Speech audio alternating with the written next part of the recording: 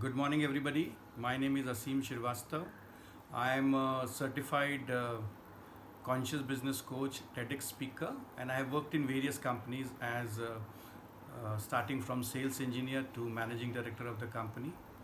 I have led from the front and also brought a lot of transformation in the company. But today the times are very different. These are extraordinary times. These are the times when we have to not only think out of the box, but a total lateral thinking is required. Our traditional way of transformation will not work or may not work because of tremendous change which is happening in the society, also in businesses. COVID virus has actually ravaged all of us for last few months, and many countries are going through some of the most difficult period in their businesses. So I'm going to share my views about what can be done or what we should do as we come out of this situation. So my philosophy is based on conscious business approach. I believe the time has come for companies and individuals to look at business consciously. What does consciously mean? Consciously mean they have to look within.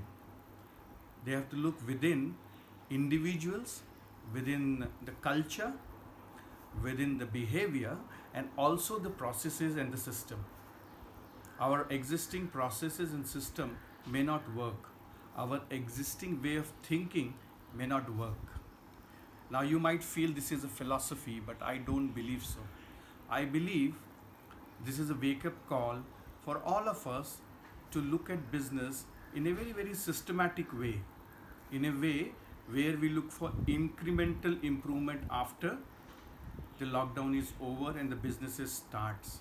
So I'll just brief you about how do we take it forward from here once the lockout is over. There is so much of uncertainty and also unpredictability. We all know about the VUCA world, but this is more than VUCA. This is total upside down of VUCA. Many businesses might close down. Many businesses, the way they used to work may have to be totally transformed. Especially for manufacturing sector, there are some sectors like airlines we know, tourism we know will go through a lot of difficult time.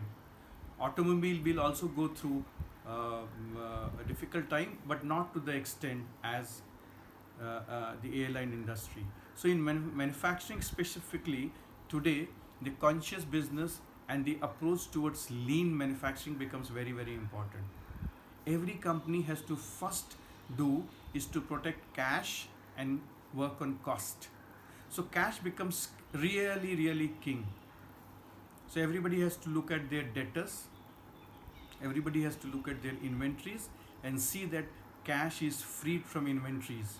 So you have to have systems like Kanban or a market-based pull system very deeply into not only within the company but also with the supplier as well as with the dealer network, and that is most important, generating cash. Second is of course cost consciousness. In my opinion, cost is not about cost control. Cost control is always short term. Now we are not looking at short term here. Short term, of course, we have to preserve cash, but a long term strategy should be to see that we move away from cost control to cost leadership and cost consciousness. What is cost consciousness? Cost consciousness is where cost goes into a DNA of every individual which is working in the organization. Every worker should look at cost. Small savings here and there multiplied by say 1,000 people can become big. So cost becomes also very, very critical in these times. The third is of course innovation. I call it ulta pulta. So what is innovation? Innovation is actually where there is a need and also there is creativity and it has to be implemented. So it is not just about idea where it can go in any direction. There has to be a specific need now and it has to be implemented in a very systematic way. There are various approaches from Japanese like PDCA that can be implemented at this time.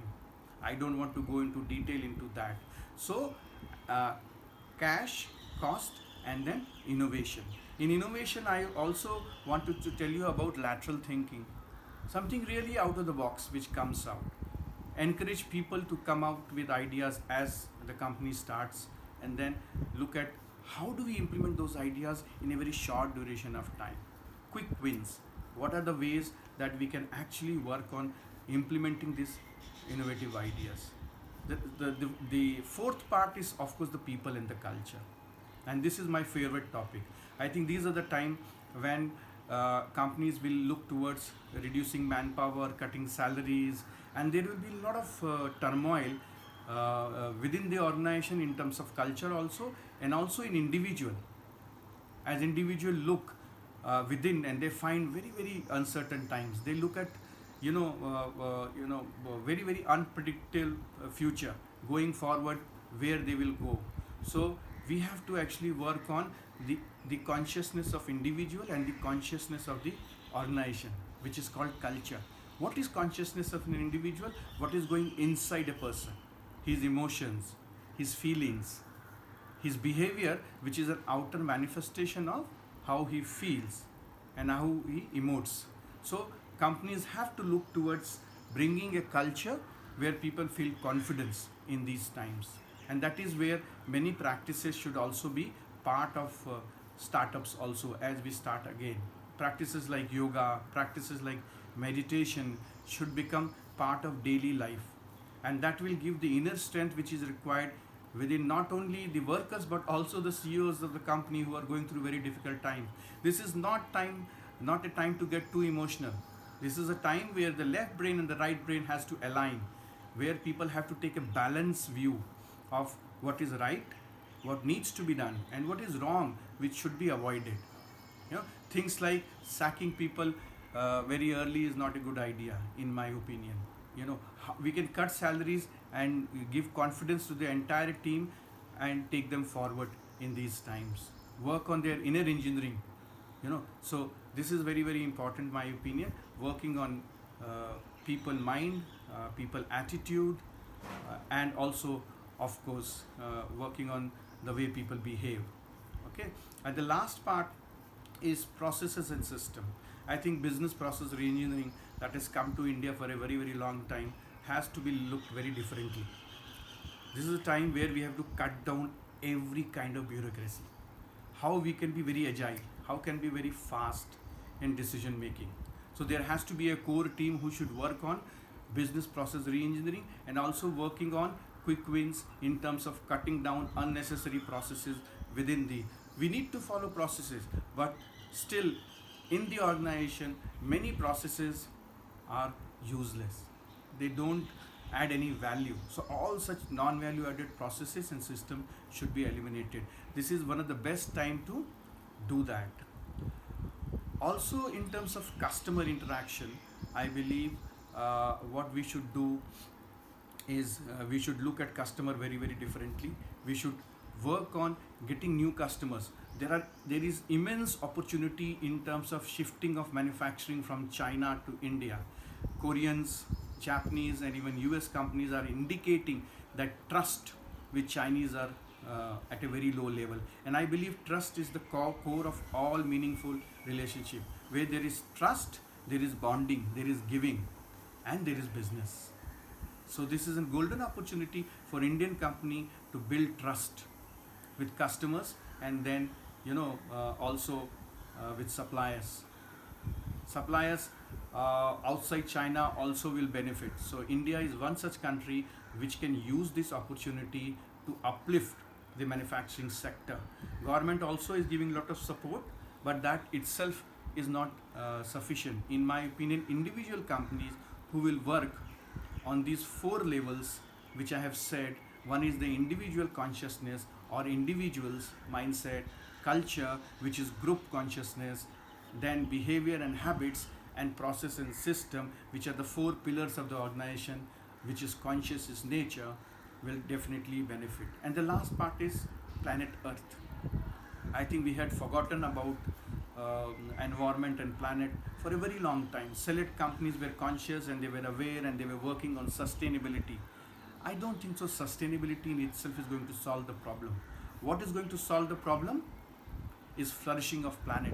So we have to give more to planet Earth so that our children can benefit rather than just sustaining. The time of sustaining is gone.